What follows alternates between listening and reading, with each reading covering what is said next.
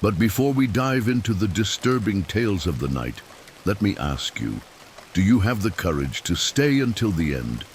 Most viewers don't subscribe to the channel, perhaps out of oversight, or perhaps because after hearing these stories, they never slept the same way again.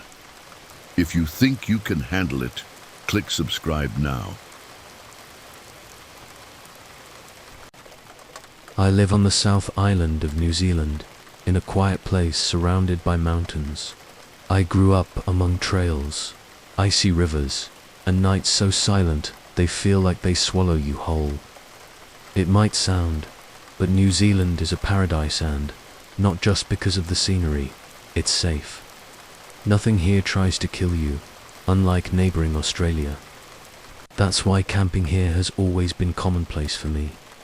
When my cousin who's Australian said she wanted to visit, I was excited.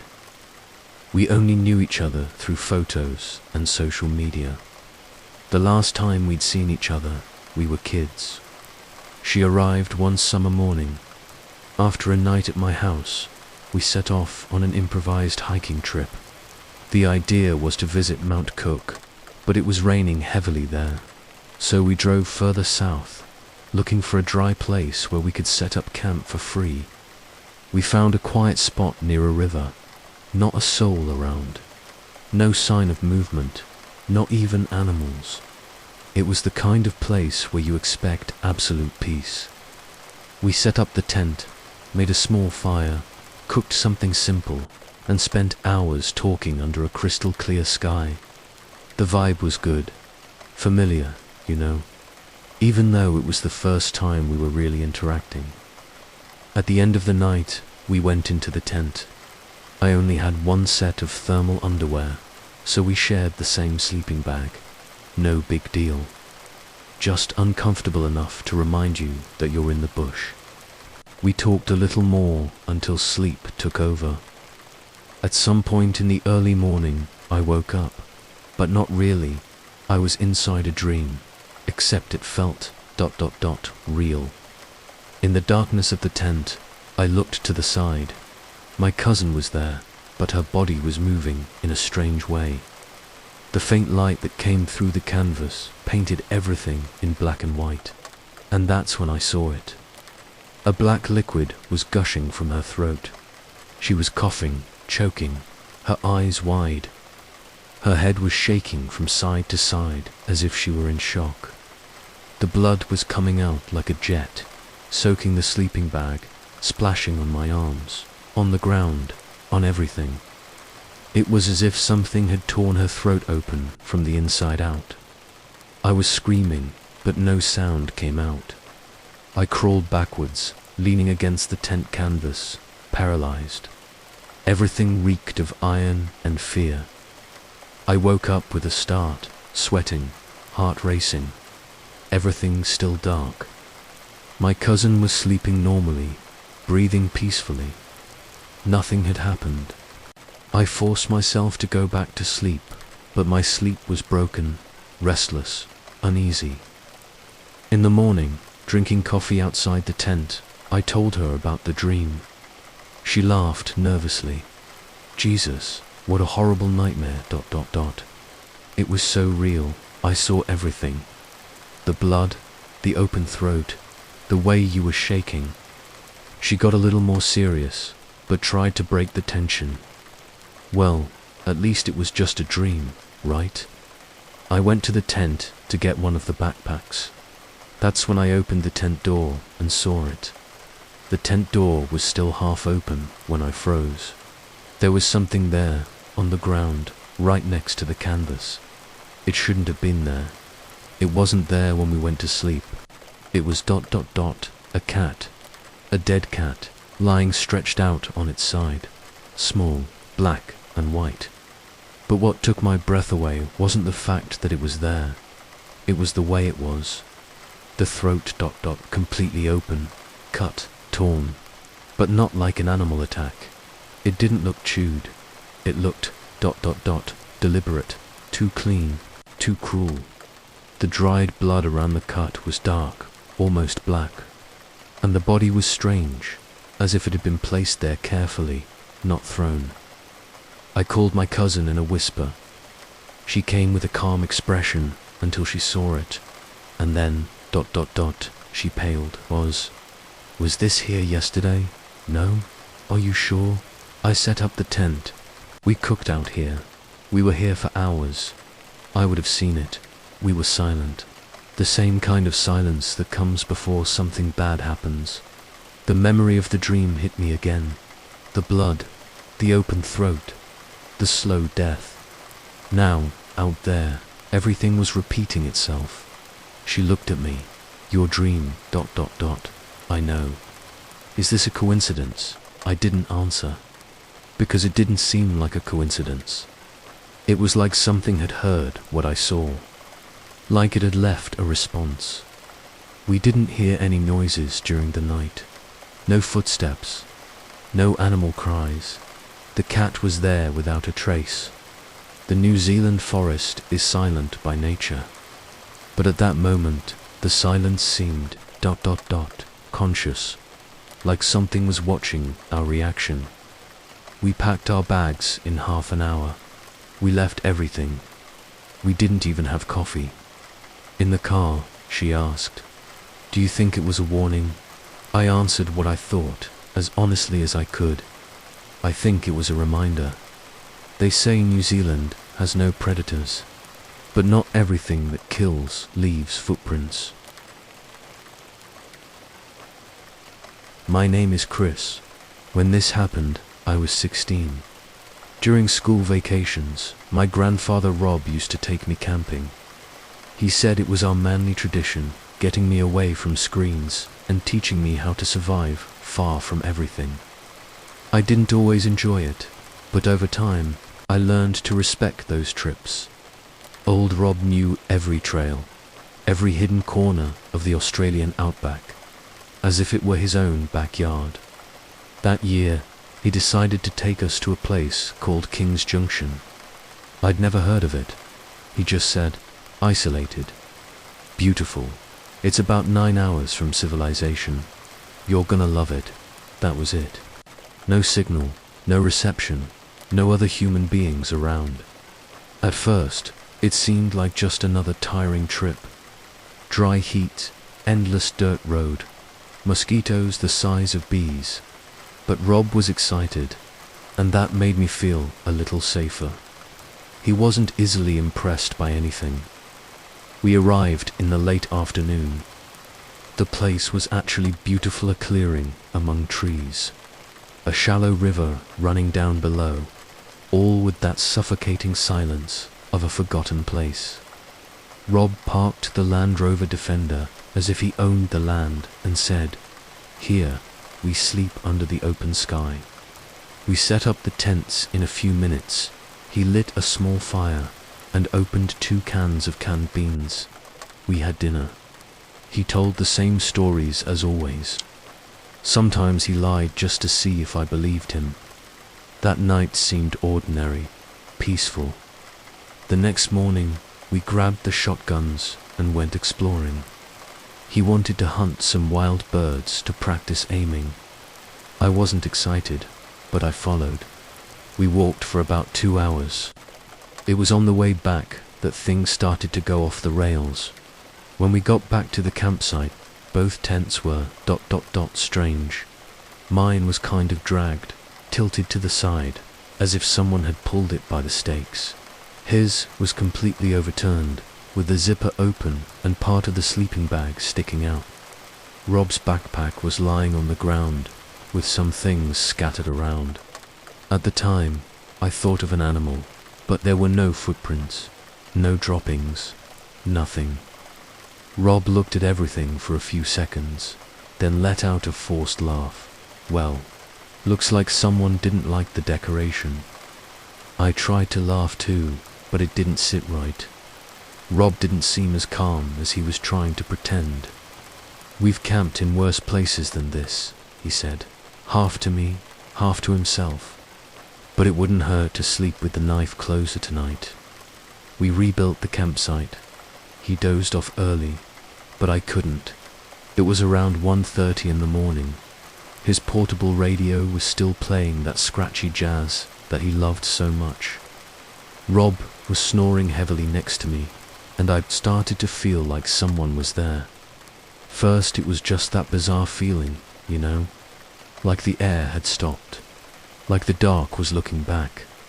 Then came the sounds, branches moving, a light crackling among the leaves.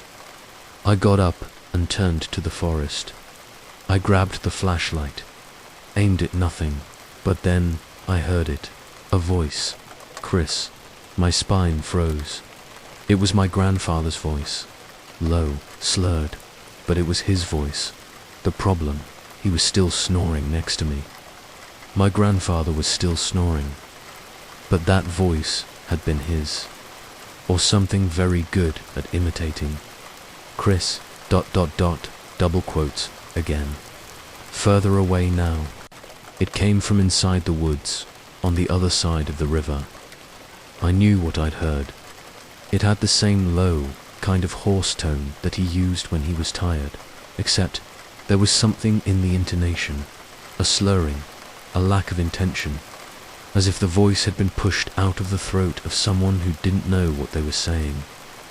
I stared at the tree line, trying to convince myself that it was just tiredness, maybe an echo, maybe some kind of animal imitating, which was even worse. But then I saw the movement, something there standing between the trees. In the dark, it looked like a denser shadow, like a very tall, very skinny man, leaning slightly forward, with arms that were too long hanging down by his sides. I stood still. The flashlight was in my hand, but I hesitated to use it. Part of me thought that if I illuminated it, I wouldn't be able to handle what I saw, but I did. I pointed and turned it on. It was there, the thing. I don't know how to describe it accurately. It was humanoid, but wrong. Lanky, hunched over, with bones sticking out under stretched skin. It must have been about 8 feet tall. The arms ended in thin hands, almost claws. The face, ... If that thing had a face, it was a mixture of flaccid skin, completely white eyes, and a dark, wet line where the mouth should have been. But the line went from ear to ear, as if the mouth had been forcibly opened, sewn into an eternal smile. And the thing was looking at me, motionless, quiet, as if it were waiting for me to do something. I fell backwards and started shaking my grandfather hard. Rob, wake up. There's something there. It took him a few seconds to open his eyes. Huh? What? There's someone in the forest. It called me by name in your voice. He looked at me seriously. For real, for the first time in years, without humor. Where? I pointed with the flashlight, but when the light returned to the spot, there was nothing there anymore. I swear there was something there, Rob. I swear by everything I saw. It was tall, skinny. That thing called me. He got up, took his knife and gun. Okay, stay here. I'll take a look. What? Are you crazy? You're going alone. If there's something there, it's better that it's me than you. And if it's just an animal, I'll be back in 2 minutes. Before I could stop him, he was already entering the woods, flashlight in one hand, gun in the other, and I stayed alone. On the edge of the river, with the radio playing jazz and my heart beating in my throat. Minutes passed. Slowly, the sound of the woods returned. The crickets, the crackling, the wind in the leaves. But no Rob, and I started to think, what if that thing called his name with my voice now? I waited. 3 minutes. 5. 10. Nothing. I was already sweating cold, holding the flashlight as if it were a weapon. I started to convince myself that I was going to have to go into that forest after Robert before I made any move. I heard quick footsteps coming in the direction of the campsite. My first reaction was to run. I swear to God, But then I heard his voice, breathless. "Grab everything. Now, we're leaving." He emerged from the woods sweaty, with a pale face, holding the gun in a strange way as if he were expecting to use it. "What did you see?" "Later. Gather everything, quick." And I obeyed. For the first time on all the trips, he didn't try to lighten anything with a joke. I threw everything back into the back of the Land Rover. I didn't even care about the organization. I crammed myself into the passenger seat and waited for the engine to start. But it didn't start. "Rob, ... He tried again. The key turned. The engine coughed. Choked. On the third attempt, the silence became heavier. Rob looked ahead, fixed his eyes, and then he froze. "Don't look. Don't ... look." What did I do? I looked. There she was, the creature at the edge of the forest, in the exact spot where I was sitting earlier. Same posture, same tilt of the head, same mouth, now a little more open. But what scared me the most, she wasn't moving. She was waiting for us not to be able to leave, waiting for a chance to cross the clearing. "Please, Rob, just start this damn thing, now." He turned the key once more. The engine woke up, as if it had sensed the danger to... He put it in first gear and accelerated. The thing didn't run after us, didn't move, just stood still, looking. And when we were already a few meters away, I turned back through the window. The creature was in the same place, but with its body turned now, looking directly at me. We drove for hours until we reached a village with a signal. We hardly spoke. Only when we stopped at a gas station, Rob finally broke the silence. "I've camped everywhere in this country, but that thing there, it wasn't from the forest. It was from the absence of the forest. As if the place wasn't made for us to be there." We never went back to King's Junction. In fact, we never took a trip together again. And today, when someone tells me they're going into the woods alone, ... I just ask, have you ever heard your own voice, calling you from inside the forest? There are places where not even the forest grows properly. And in those places, what lives there only needs one thing: you to hear. My name is Robert, but people have always called me Rob. I've spent my whole life in the bush hunting, camping, guiding trails.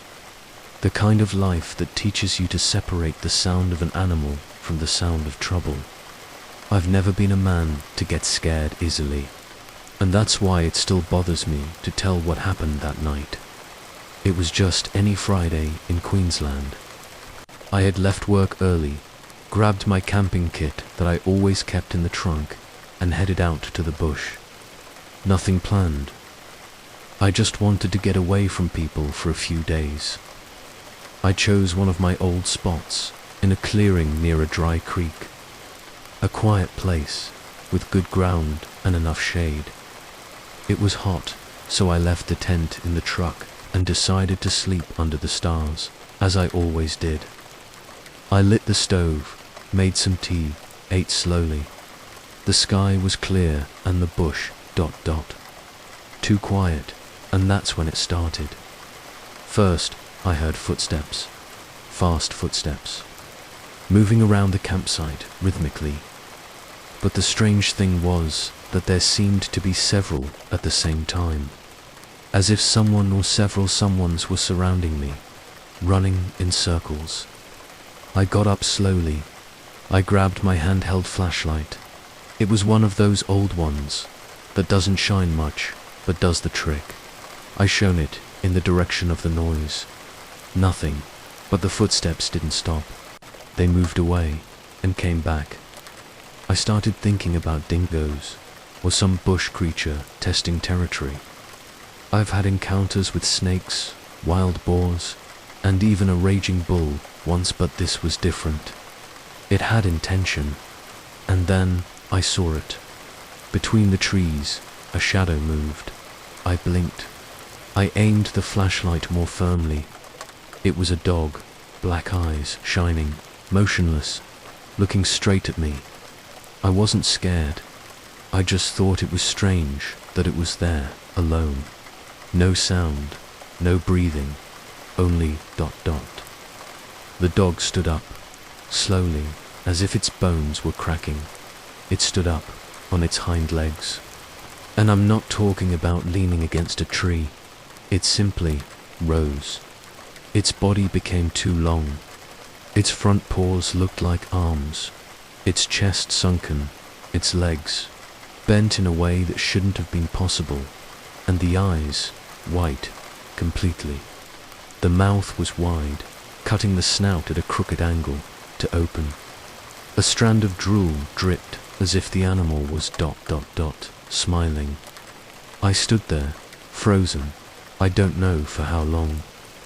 The flashlight was shaking in my hand, and that ... that thing just stood there, staring at me, as if it was waiting for me to turn my back. I don't remember sleeping that night. I sat in the car seat, door locked, knife at my waist, and even with the engine off, the bush never returned to normal silence.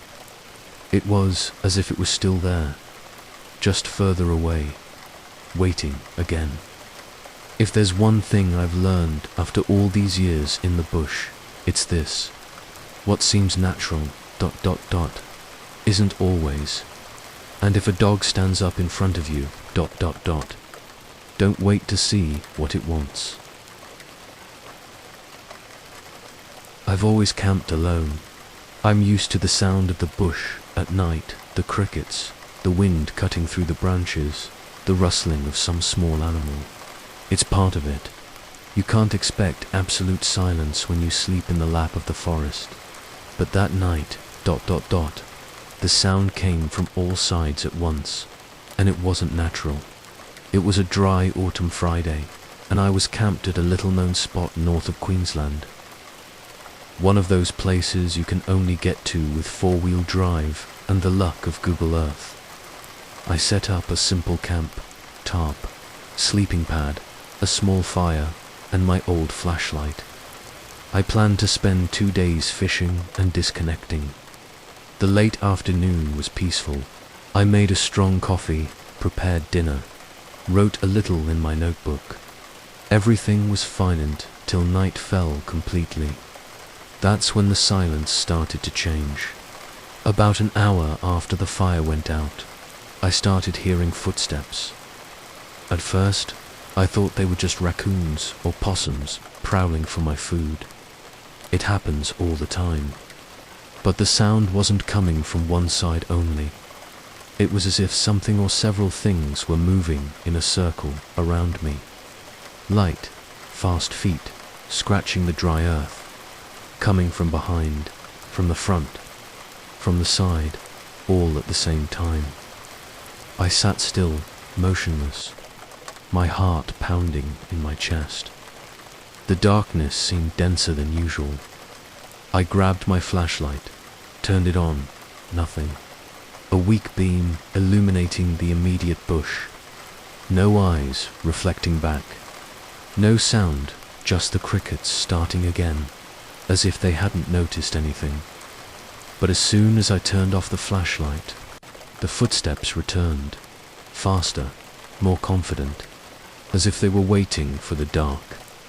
By this point, I was already standing, spinning in place with the flashlight shaking in my hand. I aimed it at the denser bush, and then I saw it, a shadow, low, close to the ground. It looked like a black dog, standing, staring at me. I was relieved for a second, but then I realized it wasn't blinking. It wasn't breathing. It wasn't moving. It was as if it knew I was there, as if it had been there long before I arrived. I illuminated it for a few more seconds, without daring to blink, and then the shadow disappeared, without moving, without running. It simply wasn't there anymore. That was the first night I slept with the knife next to my sleeping pad. Nothing else happened after that. No screams, no attacks, no footprints, just that heavy silence cradling me until dawn.